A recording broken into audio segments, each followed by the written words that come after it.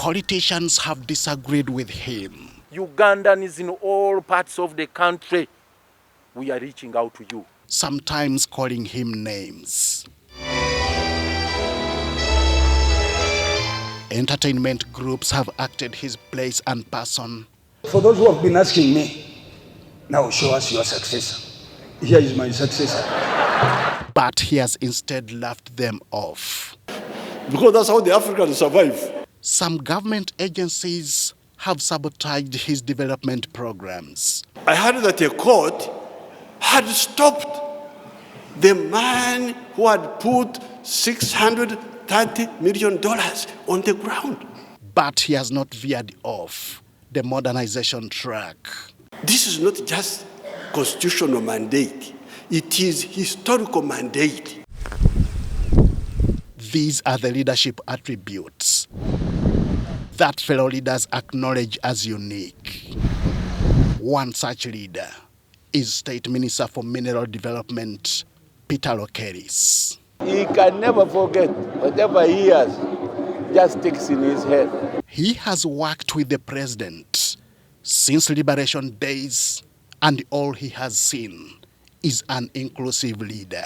Well, those who are attentive and looking at him, he can do a lot.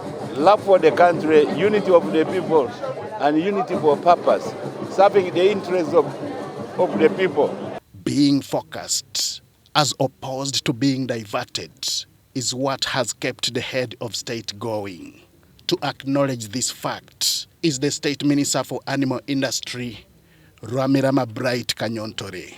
His experience of working with the president is shared with his defense counterpart, Jacob Obotho-Both. What makes his leadership unique is that he's very patient, he tolerates criticism, he allows people, he gives the people a chance to do what they want to do, but most importantly, he remains focused on his agenda.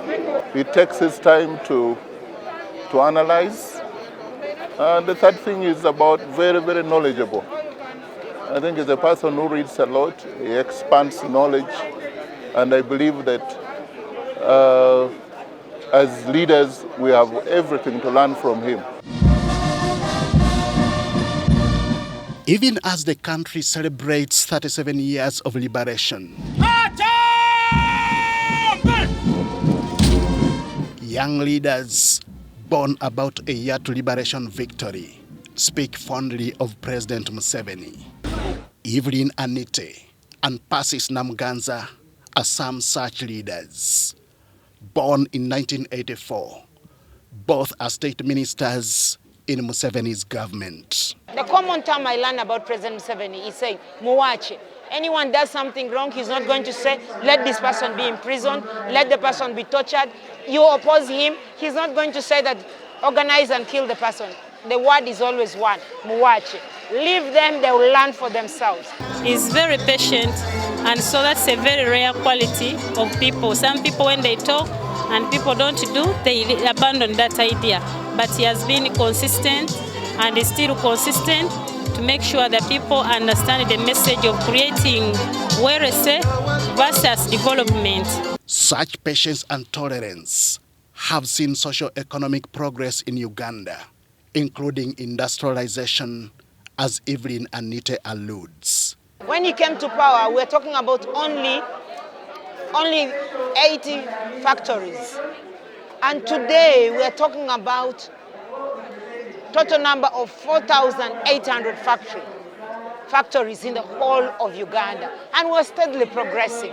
It is on such basis that leaders at all levels have a lot to learn from the president as the country continues to observe 37 years of liberation. Our president knows how to draw priorities. Over time, he has learned that experience, but he's also extremely patient, and he cannot work under pressure. You cannot push him to pressure because he understands the economy of the country. Regardless what we talk about to him, what we say about him, for him is very focused to make sure that the country develops. This year's liberation anniversary continues to be observed under the theme, our resolute effort to transform Uganda is a promise we shall fulfill.